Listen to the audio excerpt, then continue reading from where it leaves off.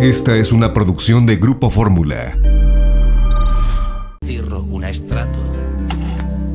Muy buenas noches, saludo con gran cariño a la Victoria de Telefórmula, que en estos momentos se enlaza con los trabajos de esta emisión. Agradezco que nos siguen a través de la radio y por supuesto a través de la internet. El día de hoy el Cervantes le hizo un homenaje al gran Joaquín Sabina. Él entregó manuscritos, libros, fotografías en la caja de las letras, una bóveda impactante ahí que tienen el Instituto Cervantes, que algún tiempo fue banco. Dice Joaquín Sabina que nuestra mayor riqueza es el idioma. Bueno, pues hoy un homenaje a este gran personaje que es Sabina. En las últimas 24 horas, México registró 7,682 nuevos casos de COVID, 790 personas fallecieron. Le comento que el gobierno de México y Estados Unidos celebrarán diálogo de alto nivel el viernes en materia de seguridad. Parte de lo que explicó y Marcelo Ebrard fue esto. Nos ha tomado estos 10 meses llegar a algo que nos instruyó el señor presidente, que es, tiene que haber una nueva etapa. ¿Basada en qué? En un entendimiento. A diferencia de la iniciativa Mérida, México no está pidiendo esto. No fue a tocar la puerta para decir necesito asistencia, necesito esto, necesito lo otro, necesito que tú me apoyes. No, tenemos que trabajar en materia de seguridad, pero es un entendimiento simétrico, respetuoso. Y más que pensar en lo que se pensaba antes, pues pedir que haya reciprocidad en materia de control del tráfico de armas, que haya reciprocidad en las asistencias jurídicas, que haya reciprocidad en materia de extradiciones y así sucesivamente.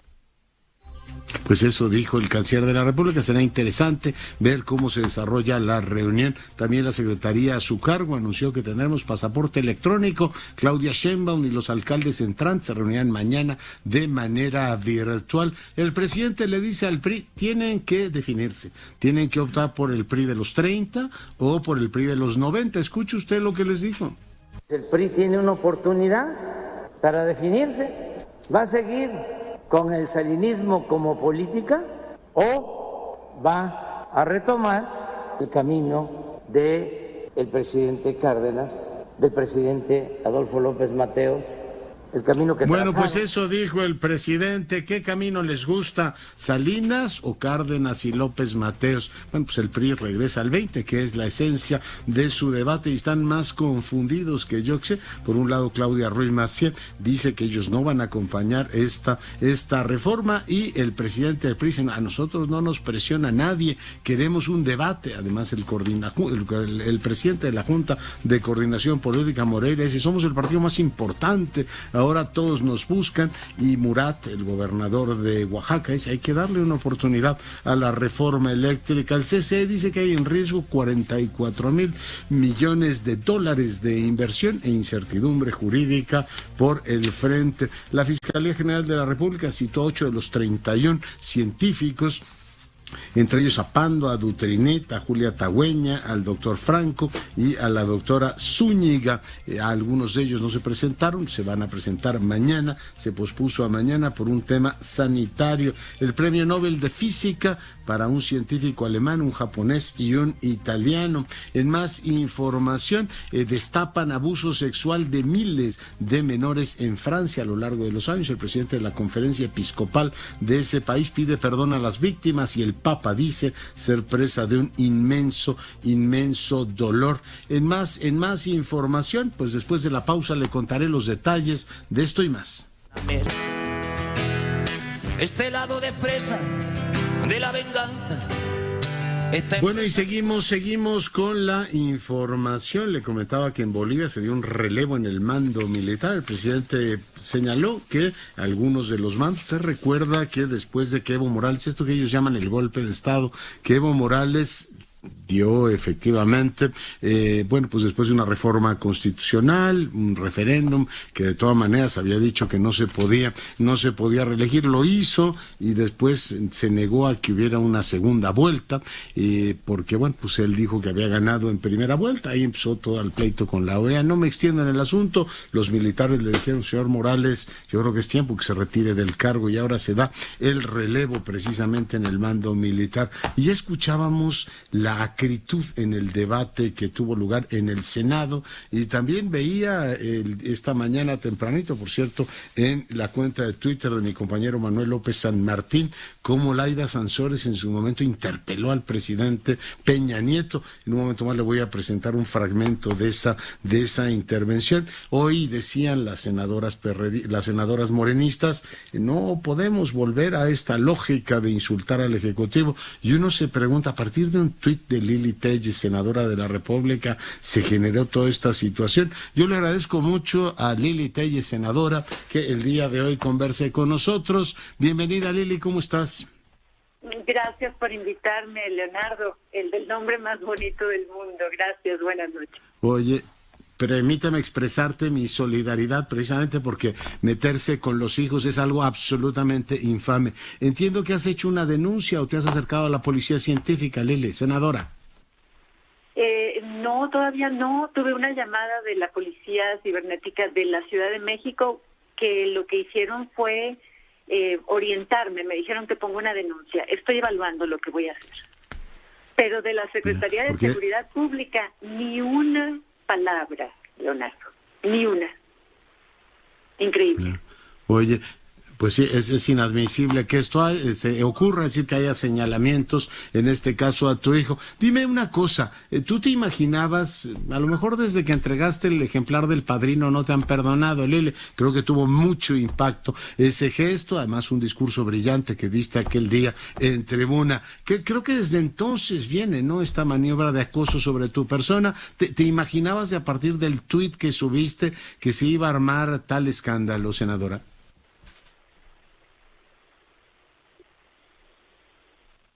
No, ya se me fue Lili Telles. Bueno, pues en un momento más la tenemos. Usted recuerda, hace algunos días estuvo ahí la secretaria de Seguridad, por cierto, fue acompañada por los mandos de la Secretaría de Defensa, de la Secretaría de Marina, que ayer cumplió, por supuesto, 200 años.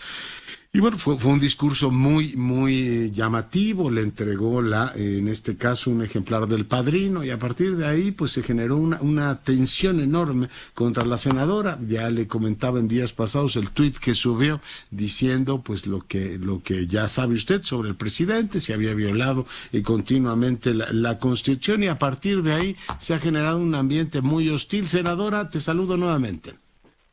Perdón, sí, se cortó. Un ambiente muy hostil, sí. Mira que desde el principio con ese discurso, pues yo no me esperaba que iban a ir los militares, el jefe de la Guardia Nacional y hasta Santiago Nieto, que no tenía nada que hacer ahí porque él está en Hacienda. Entonces ahí el mensaje muy claro era de intimidación a los senadores. No tenía por qué haber llevado la Secretaria de Seguridad Pública a todo ese equipo. ¿Qué hacían en el Pleno? Intentar intimidar, porque bueno, yo no me iba a dejar intimidar, ¿verdad?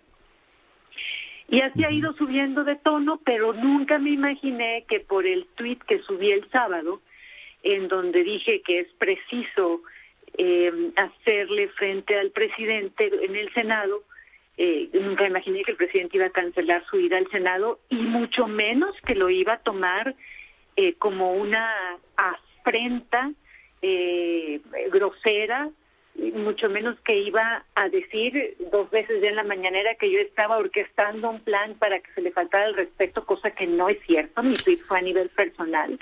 ¿De cuándo acá la crítica es una grosería? Si el presidente ya no es un candidato, es un funcionario que está en un cargo y por el que debe rendir cuentas y debería ir, de hecho, seguido al Senado a rendir cuentas ahí. Y bueno, se hizo todo esto porque hay una intolerancia al debate, una intolerancia a lo que decimos la oposición, y eso es antidemocrático, Leonardo. Ya. Hay también en algunos casos selectiva, senadora, ¿no? Cuando hay funcionarios o personajes de la 4T, inmediatamente dicen que es intolerable que se usen las redes para distribuir lodo, pero si es a tu persona parece que no les indigna tanto, ¿no? Eso es absolutamente inaceptable, pero más allá de los adjetivos, creo que ellos, cuando hacen eso, ellos quedan muy mal, se muestran muy mal. Por ejemplo, hoy algunos senadores de Morena, en lugar de solidarizarse conmigo por las amenazas hacia mi hijo, me insultaron.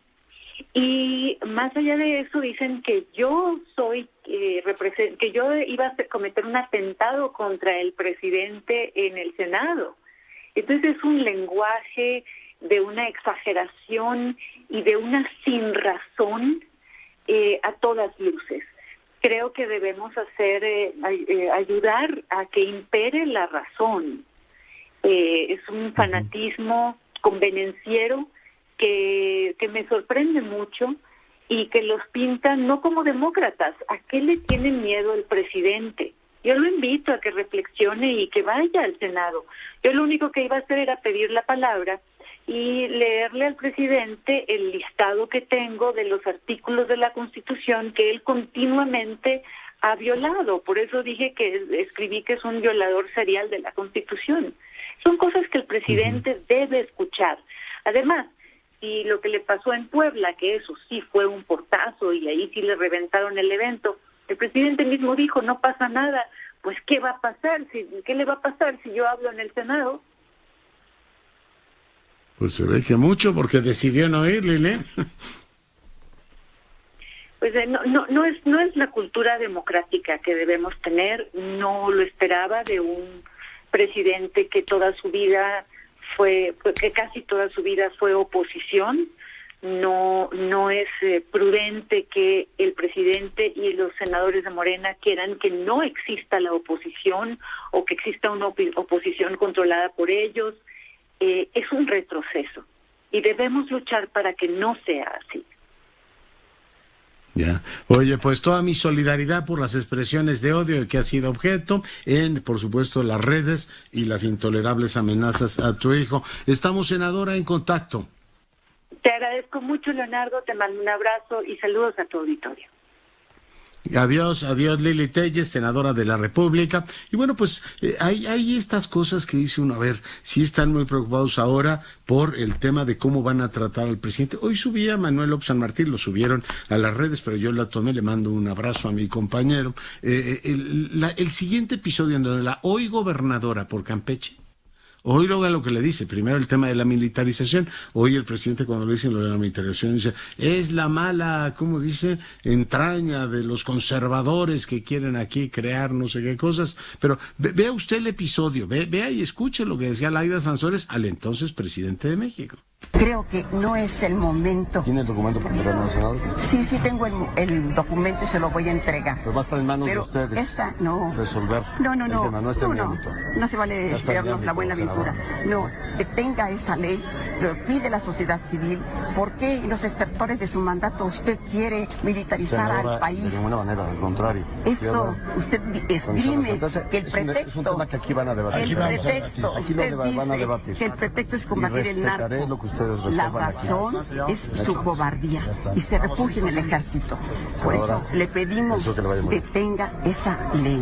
Ya es hora que nos diga en dónde están los 43. Le cuesta trabajo escuchar.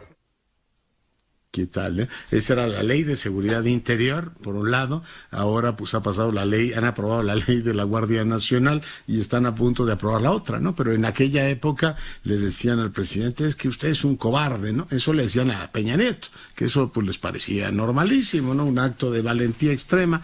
A Lili Telles, pues ya escuchó usted el tema. Sí hay un contraste. Y lo otro de los 43, aprovecho, por cierto, para comentarlo, cómo se ha caído ese tema después de que el presidente, hay que decir que en esta administración se desclasificó, eso está en su crédito, esa conversación entre este que apodan el Indio, el comandante de la policía de Iguala, y el Gil, este que fue testigo protegido de la fiscalía.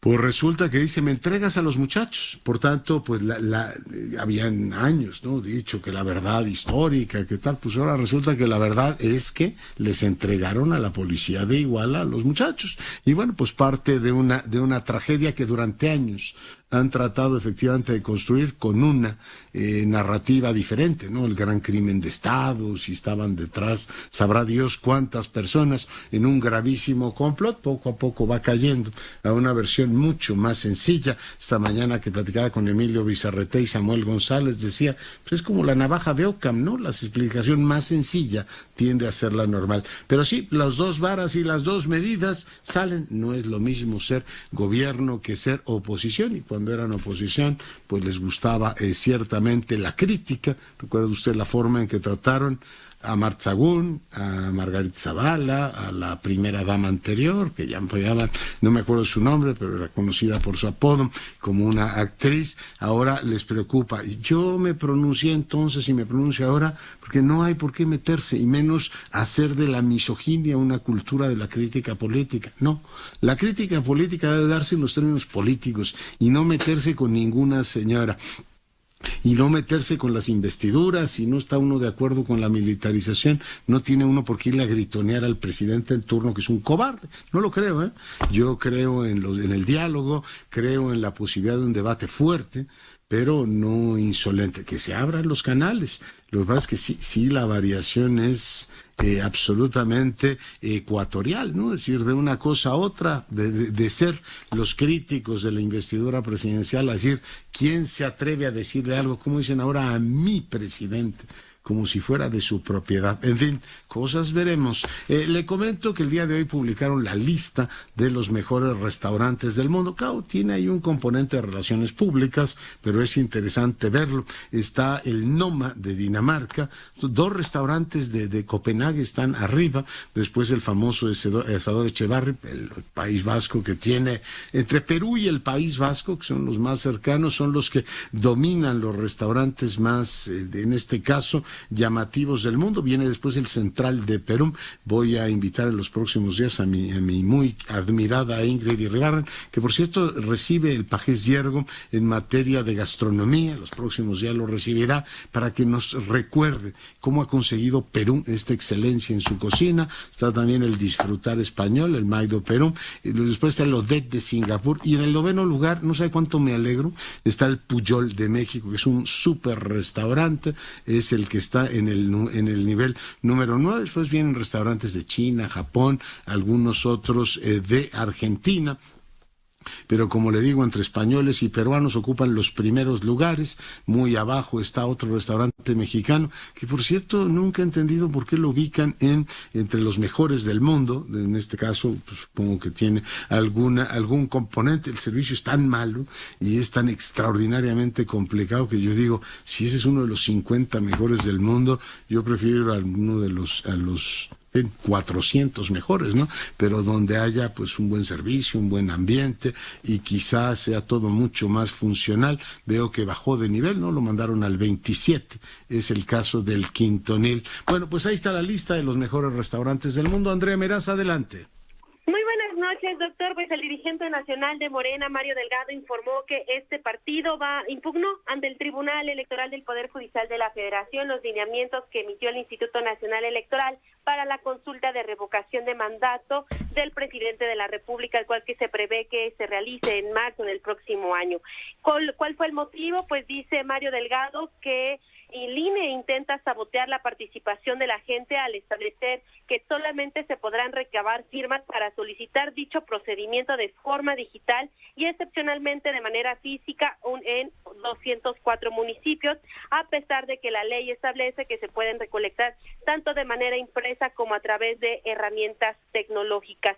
Delgado reprochó que el INE descarte uso de formatos escritos bajo el argumento de que de esa manera le resulta más fácil hacer el cómputo de los apoyos, por lo que cuestionó si la interpretación de la normativa debe realizarse desde la perspectiva que más le favorezca a la autoridad electoral y no a la democracia. Lamenta que el instituto dé un plazo menor al dispuesto por la ley para la recopilación y la entrega de firmas, extendiéndose, dice Mario Delgado, una vez en las facultades, dice el representante nacional de Morena, doctor. Oye, ¿hay algo que a Mario Delgado le haya gustado del INE, salvo las encuestas que le organizaron para que él fuera efectivamente dirigente nacional de Morena? Que por cierto, sus adversarios ahora dicen que él tuvo ahí una especie de entendimiento con el INE. Hoy tengo aquí una tarjeta del INE, un comunicado en el que dice, la ley es clara, dice, solo en los municipios con alta marginación se va a hacer efectivamente con firmas recabadas en papel y siempre referido a un promovente debidamente registrado. El resto, y es una atribución del INE, se hará efectivamente a través de la app para dar seguimiento, para poder ser efectivamente auditables. Recuerdo que, ¿te acuerdas del caso de Margarita Zavala y su partido, no? En aquella época les parecía esto muy lógico. Ahora, pues, en este caso, el dirigente de Morena, que como digo, nada de lo que haga el INE le gusta, salvo la elección de presidente, que se lo debe a ese instituto de su partido. Pero bueno, dice el INE que desde el punto de vista normativo no haya ningún problema, que hay establecimientos en la ley, y refiere que en los municipios de alta marginación se podrá efectivamente recurrir a la forma escrita. Bueno, pues esto es lo que dice el instituto. Muchas gracias, Andrea, cuídate. Hasta luego, doctor, un abrazo. Bueno, y seguimos con la información. Hace un ratito platiqué con el coordinador de la mayoría en San Lázaro y me dijo, en diciembre. El plazo para discutir la reforma eléctrica es diciembre, que se abra de cara a la nación, todos los debates que quieran, y en diciembre votamos. Así es que, bueno, pues es el plazo que se estableció. Hoy que el presidente le puso al PRI dos caminos: o te vas por los 90 del siglo pasado, o te vas por los 30 y 60 del siglo pasado. Dos avenidas profundamente estimulantes de estas, como, ¿cómo les llamaba Slim antes? Las utopías regresivas, ¿no? Se siguen pensando en el México. No me extraña, cuando uno oye al presidente, a Bartlett, hablar de las épocas doradas de este país, siempre te dicen, no, estábamos en maravilla hasta los 80. No dicen que el modelo ese, que colapsó en los 80, pues fue el que nos llevó a la grave crisis, no fue la introducción del neoliberalismo. No es que estuviéramos de maravilla y de pronto dijeran vamos a meter ahí unas reformas para jorobar el país. No, las reformas entraron porque el país estaba hundido. Pero bueno, lo dejo ahí. Saludo ahora a mi compañera Edna Jaime. Edna, ¿cómo estás?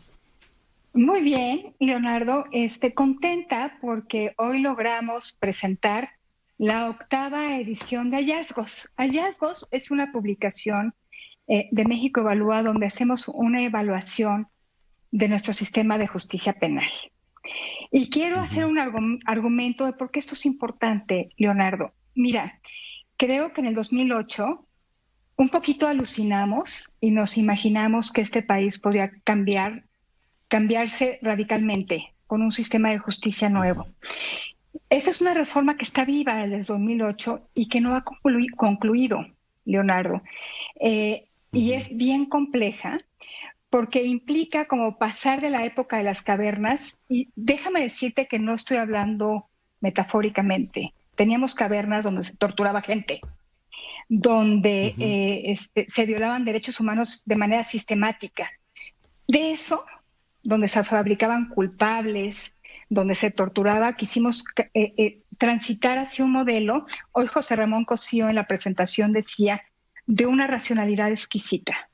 O sea, sí nos propusimos un tránsito un poco radical y estamos en él, Leonardo. Entonces, con Hallazgos lo que queremos mostrar año con año son los avances, los retrocesos, dónde están las áreas de oportunidad de este nuevo modelo de justicia. ¿Por qué es importante? Porque no creo que nadie quiera regresar al mundo de las cavernas, donde éramos profundamente vulnerables. Lo seguimos siendo, por cierto, pero donde éramos vulnerables, donde se nos podían fabricar delitos, donde no había contrapesos a la autoridad del Ministerio Público, del propio presidente, donde se usaba la justicia con fines políticos. Entonces, pues sí nos imaginamos un México civilizado, todos aquellos que empujaron esa reforma. El problema, Leonardo, y creo que es una conclusión general del estudio y de las 8 ediciones, es que estamos atorados en la transición. Así como no hemos normalizado la violencia, ya no normalizamos también esta transición. Ya nos acostumbramos a los datos de siempre, que la impunidad es del 94% en este país, que la cifra negra es más o menos del 94%, que muy poquitos delitos se esclarecen, que las instituciones están avanzando a ritmos muy lentos, que las transiciones de las fiscalías y de la investigación criminal, que es tan importante, pues se está viendo, pues hay contrarreformas, sobre todo a nivel federal, que están deteniendo este proceso de transición. Y estamos atorados. O sea, ¿qué les puedo decir? Hallazgos del 2020, así como el de 2019, así como el del 2018, lo que nos dice es eso. Nos propusimos la reforma más ambiciosa en pues, la historia democrática de este país y la soltamos, Leonardo. Y entonces, pues está un poco a la deriva y por eso estamos atorados, con algunos retrocesos importantes. Déjame decirte que los retrocesos se manifiestan sobre todo a nivel federal con pues la aprobación de la reforma de la prisión preventiva oficiosa, con la reciente aprobación de las reformas a la ley orgánica de la Fiscalía General de la República. Entonces, pues la gran pregunta que nos hacemos es, ¿qué hacer? No podemos dejarla a la deriva, pero necesitamos replantearlo para no atorarnos en esta transición. Entonces, en la presentación que tuvimos esta mañana, donde ofrecimos un montón de información y quisiera, Leonardo, regresar sobre esta información en siguientes colaboraciones, porque hay mucha evidencia que pudiera estar orientando la toma de decisiones. Pero sí es importante un replanteamiento, Leonardo, porque no estamos en condiciones óptimas y porque no podemos dejar a la reforma a la deriva. Con el cambio de administración parecía que habría un nuevo impulso, que el presidente, preocupado por las víctimas, iba a tratar de dar pues un nuevo empuje a todo el tema que tiene que ver con justicia y con el acceso a la justicia a las víctimas. Y pues nos encontramos con datos que nos indican que pues no hay dicho avance. Y lo que es importante mencionar, Leonardo, es que puesto así, lo que estamos logrando es una gran asimetría. Como no hay una conducción, no soy una propulsora de decisiones centralizadas, pero sí de una instancia que pudiera darle racionalidad a este proceso de transición. Entonces, como no lo tenemos, como en el 2016, cuando acabó el proceso de implementación, pensamos que ya habíamos acabado con la tarea y lo dejamos suelto, pues ahorita empezamos a ver muchas asimetrías. Datos importantes que presenta hallazgos. Los estados que lo hacen bien cada vez lo hacen mejor.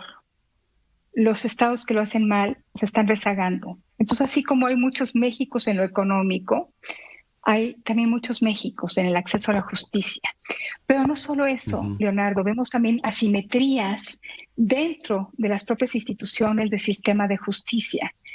Vemos que está muy rezagada la defensa, está muy rezagada la comisión de víctimas. Entonces, ¿la Defensoría de Oficio? La Defensoría de Oficio está pues muy rezagada, Leonardo. De cada peso que se le da a la Fiscalía, apenas algunos centavos llegan a la Defensoría de Oficio.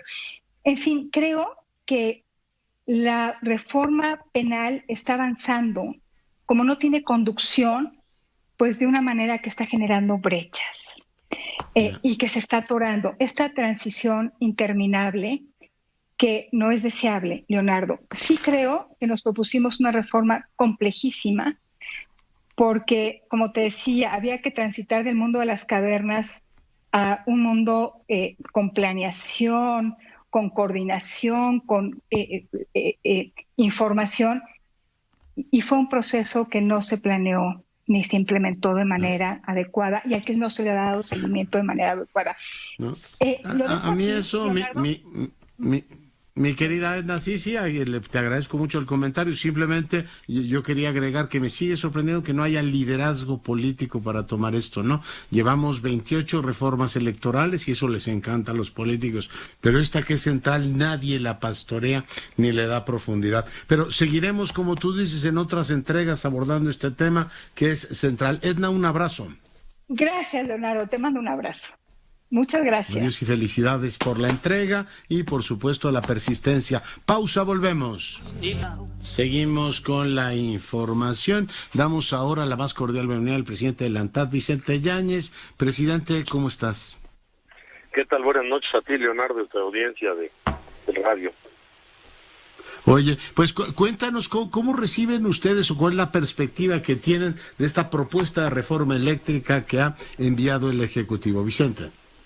Pues mira, y yo creo que igual que el resto de los miembros de la iniciativa privada, sentimos que esta iniciativa pues lastima profundamente la economía de las familias mexicanas y bueno, pues también el medio ambiente. Aquí hay temas de certidumbre para inversiones, tema de TEMEC y de otros tratados de libre comercio, temas medioambientales muy importantes, pues también temas de finanzas públicas y finalmente, bueno, temas de competitividad y costo que bueno, pues impactan en pérdida de empleo y al final, doctor, todo incremento en costo se va a los precios, pues lo acabamos pagando todos los consumidores, entonces pues no vemos la lógica de esta reforma. Apenas estamos sacando la cabeza después de un año espantoso y viene esto que resta, dijo Jonathan Heath, competitividad o posibilidades de crecimiento al país. Muchos de tus agremiados se han adaptado a las nuevas reglas, ¿no? Algunos son cogeneradores y tienen, por supuesto, cada uno ya diseñado su propio esquema. Mira, es un sector que invirtió mucho para utilizar energías limpias, porque pues para allá iba el mundo, pero también para ahorrar costos y beneficiar al consumidor. Entonces es un sector que efectivamente hizo inversiones, tiene compromisos para usar solo energías limpias y al final nuestra preocupación es de que todo incremento de costos pues finalmente se va a precios y se va al consumidor. Entonces no le vemos ninguna lógica, no le encontramos quién gana en esto, ¿no? O sea, yo no encuentro ganador. Ya. Pues el gobierno, ¿no? Con esta lógica estatista que parece ahora querer controlar más y más sectores, ¿no? No, pero no gana porque va a tener que destinar recursos pues escasos a temas ineficientes, entonces no gana, va a tener que destinar recursos a perderlos, entonces se pueden utilizar de forma más eficiente en otras cosas. Yo no veo ganador en esto, veo un gran perdedor que es a México, un gran perdedor que somos los consumidores y un gran perdedor pues que es el avance que traíamos ya como país y que nos estamos retrasando 30 o 50 años, ya no sé cuántos, ¿no? Ya, pues tomo nota de lo que me dices, presidente, te agradezco muchísimo que hayas estado esta noche con nosotros. Espero que los legisladores tomen en cuenta estos comentarios y que lo razonen y tomen una buena decisión porque esta no es una buena propuesta y no creo que nos lleve a buen puerto esto. Ya, pues ahí está la voz de Vicente Yáñez, el presidente de la ANTAD. Muy agradecido nuevamente, presidente. Y bueno, pues seguimos con la información. Le comentaba que hoy se dio a conocer el Premio Nobel de Física. Lo ganan un científico japonés llamado Sicurno Manabe, otro alemán que se llama Klaus Hasselmann y Giorgio Parisi, profesor de la Sapienza de Roma. Hoy fíjese, lo esperaban ahí en su universidad, fue emocionante en la Universidad de Roma para vitorear a su profesor y él pues aprovechó el momento para hacer la defensa de la ciencia. Imagínense, pienso en un cuento de hadas, ¿no? Ayer que platicábamos del Premio Nobel de Literatura, ¿se imagina que desde Suecia le dieran a Sergio Ramírez el Premio Nobel y que dijeran, aunque la CELAC se callen de la tiranía nicaragüense o de la tiranía cubana? Ya ve que la mitad de la selección de béisbol dijo, yo me quedo. No en la isla, sino en México. Yo me quedo, la famosa canción esta de Pablo Milanés, me quedo en México. Ahí se ven, cuando la gente tiene que salir de su país así, pues ciertamente se puede decir lo que quiera, que es heroico, que es la numancia moderna, pero la gente dice, yo ahí no regreso. Pero regreso a mi argumento. Tienes en este caso, imagínense un premio Nobel de esa categoría, Sergio Ramírez, diciendo, hay este reconocimiento a que hay regímenes opresivos en América Latina que pueden perseguir a un premio Cervantes. Y la otra, ya puestos a soñar, que a un físico mexicano o a un científico mexicano le dieran el premio Nobel, ¿no? Y dijeran, a ver, vamos a hacer la defensa en un país en el cual, como México, no se, digamos, hace lo que hace Daniel Ortega contra de Sergio Ramírez, pero se persigue por la vía judicial, en este caso de la Procuraduría, de la Fiscalía General, a los científicos, lo cual no es una prueba de civismo, civilidad o una visión que nos engrandezca. Hoy Juan Antonio Jiménez los volvieron a citar a comparecer. Entiendo que no fueron por razones sanitarias, pero estaban convocados varios de ellos. Adelante, Juan Antonio. Gracias, doctor. La Fiscalía General de la República giró los primeros citatorios para académicos del Consejo Nacional de Ciencia y Tecnología, quienes deberán de acudir a la Fiscalía Especializada en Materia de Delincuencia Organizada, con el fin de imponerse en la carpeta de investigación que se inició por el presunto desvío de 244 millones de pesos a través del Foro Consultivo Científico y Tecnológico. Para este martes estaban citados Mónica Ramírez Bernal, licenciada en Matemáticas Aplicadas por el ITAM y maestra en Gerencia Pública por el CIDE, y Rafael Pando Cerón, exdirector de Planeación Tecnológica del CONACYT. Sin embargo, su comparecencia va a tener que ser reprogramada debido a un posible brote de COVID-19 entre el personal que tiene a su cargo la investigación. La representación social de la Federación tomó esta determinación debido a que uno de sus fiscales presentó síntomas de coronavirus, por lo que se realizó una prueba, la cual resultó negativa. Ante la sospecha de un caso de COVID, la institución prefirió aplicar el protocolo interno por la pandemia. Gabriela Duret Bielus, ex coordinadora del Foro Consultivo, y Patricia Zúñiga, ex secretaria del Foro Consultivo, son citadas para el miércoles, mientras que Julia Pegüeña Parga y José de Jesús Franco López, ex coordinadores del Foro, ellos tienen cita para el próximo jueves, doctor. ¿Qué tal? Bueno, pues reitero, ojalá hubiera un reconocimiento internacional a la ciencia en México para ver si efectivamente este tipo de situaciones remiten. Gracias por el reporte. Y bueno, pues quien no ve la suya es Mark Zuckerberg. Perdió su acción, ayer se le colapsaron algunas de las redes y una de las personas que trabajó con él, en este caso se llama Franz Hogan, compareció ante el Senado y habló pues de las malas prácticas que tiene la compañía, hizo de manera clara, ahora que está pues mucha gente opinando que hace falta legislación más precisa. No sé cómo van a hacer a través de una legislación para hacer que las compañías funcionen. Pero bueno, en este caso se dice que hace falta pues una supervisión más digamos vigorosa, porque el algoritmo de Facebook puede dañar efectivamente, ese es parte del testimonio que den a los niños, a los adolescentes y los jóvenes, que la tecnología incida a sabiendas de que estas prácticas son lesivas con el único objetivo de hacer más dinero. La empresa dice, antepone la obtención de beneficios astronómicos al bienestar de la gente y bueno, pues sí pierde mucho prestigio. En este caso, bueno, pues la compañía de Zuckerberg. Javier Navarro, te saludo.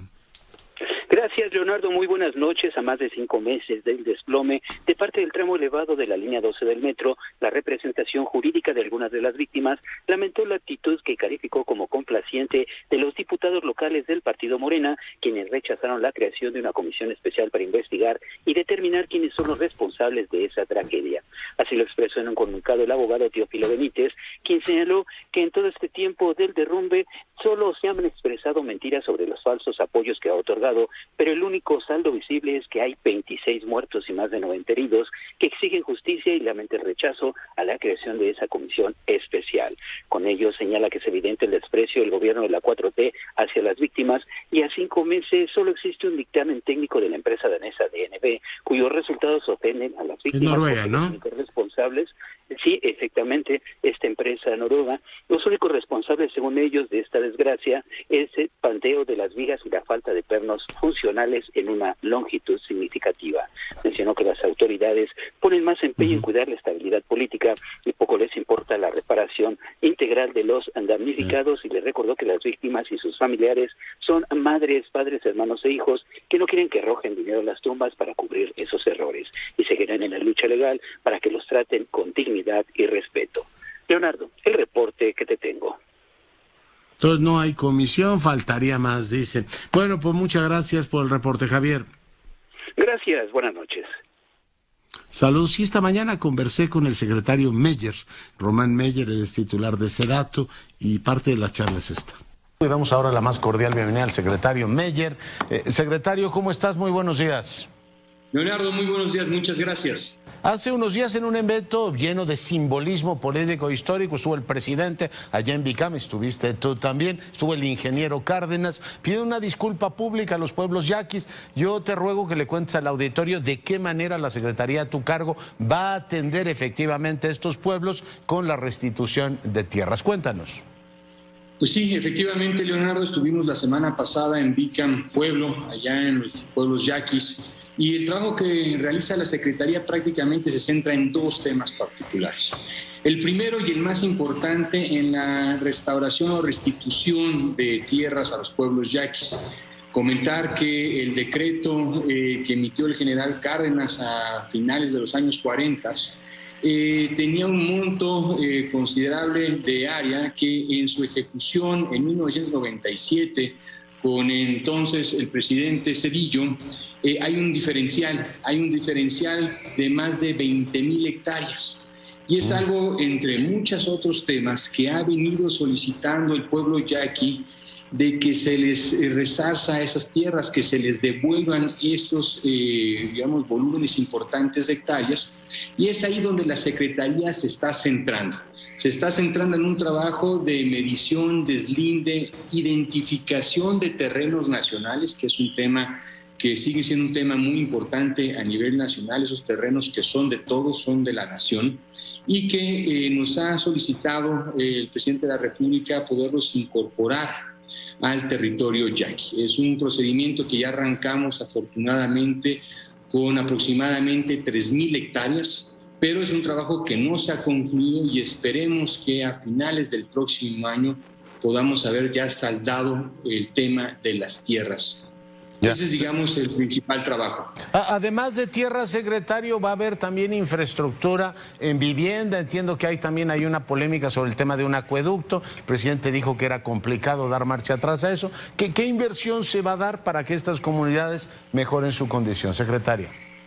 Nosotros estamos ya en un proceso de conclusión de una primera etapa, dando agua, drenaje a más de 4,500 familias en cada uno de los 8 pueblos yaquis. También hemos ya implementado un conjunto de acciones de más de 39 obras públicas. Estamos hablando de equipamientos deportivos, clínicas de salud, temas educativos, la universidad, la primera universidad yaqui que se está ejecutando dentro del territorio yaqui, y más de 1,700 acciones de vivienda. Esta es, digamos, una primera etapa en infraestructura básica, en equipamiento que estamos llevando a cabo en cada uno de los 8 pueblos yaquis, y esto se vincula estrechamente con el plan, digamos, de agua por parte de la Comisión Nacional del Agua, de Conagua, donde se pone en marcha un distrito de riego y que también, digamos, busca proveer de mejor calidad de agua a cada una de las diferentes, comunidades o pueblos yaquis. Es un tema interesante. Son entonces 2,900 hectáreas las que se van a restituir, que están, secretario Meyer, en diferentes municipios. Exactamente, ya digamos en el decreto que el presidente de la República firmó la semana pasada, esas 2,800 hectáreas ya se les entregan prácticamente de forma automática vía, digamos, el decreto a los pueblos yaquis. Es una cuestión de solamente llevarlos e incorporarlos al registro público de la propiedad del Estado de Sonora, y arrancamos ya con otro proceso que es tanto el proceso de negociación con posesionarios en las zonas, digamos, límites de los territorios yaquis. También seguimos con el proceso, digamos, de verificación de terrenos nacionales. Es un trabajo arduo, es un trabajo, digamos, de un carácter jurídico, de revisión jurídica de los antecedentes de todas estas propiedades para determinar, digamos, conforme a derecho, quién posee, quién no posee estos terrenos y en tal caso poder, digamos, llegar a una negociación de adquisición o incorporación si es que fuesen terrenos nacionales. Que ese tema de la acreditación de la propiedad es uno de los viejos asuntos de la Secretaría que ahora dirige usted y que tenía otro nombre, ¿no? Exactamente, recordar al público que esta secretaría es una secretaría, la secretaría más joven de todas las secretarías de Estado, y que viene de la fusión de la Secretaría de la Reforma Agraria con un conjunto de direcciones que estaban en la Secretaría o anterior Secretaría de Bienestar en el 2012, que ve temas de desarrollo urbano y vivienda. Pero, digamos, un elemento muy importante sigue siendo el tema agrario. Prácticamente el 52% del territorio nacional sigue siendo ejidos y comunidades, por lo cual tenemos una obligación de poder atender a esta población que ocupa más del 50% del territorio nacional. Secretario Meyer Falcón, muy agradecido por el enlace. Muy buenos días. Muy buenos días, Leonardo. Muchas gracias. Excelente día. Igualmente el secretario, el titular de SEDATU, hoy contándole a usted en qué consiste efectivamente esta, digamos, satisfacción de una deuda histórica con los pueblos yaquis, con la restitución de terrenos, vivienda, tierra e infraestructura social. Bueno, pues parte de lo que me dijo. Fíjese que otro de los temas que también debe usted anotar en la agenda es que al Lunares, según usted, aquel individuo que detuvieron, después volvieron a soltar, finalmente es condenado a 27 años de prisión y por supuesto pues es un logro de la justicia, un individuo que le ha hecho tanto daño a este país. Le comento también que vincularon a proceso a un ex colaborador, se trata de José Antonio Orozco Martínez, exfuncionario de Sedesol, por desvíos de 77 millones de pesos. Y nos vamos con Joaquín Sabina. Hoy entregó el poeta, el de Úbeda, un legado ahí a la bóveda de precisamente el Instituto Cervantes. Dice, llegado a los 72 años de edad y aún no me considero un hijo de tal por cual, ¿no? Y con eso me basta, dice el gran Sabina. Larga vida, Joaquín. Bueno, pues con esto nos vamos, sea rabiosamente feliz, se lo merece. Esta fue una producción de Grupo Fórmula.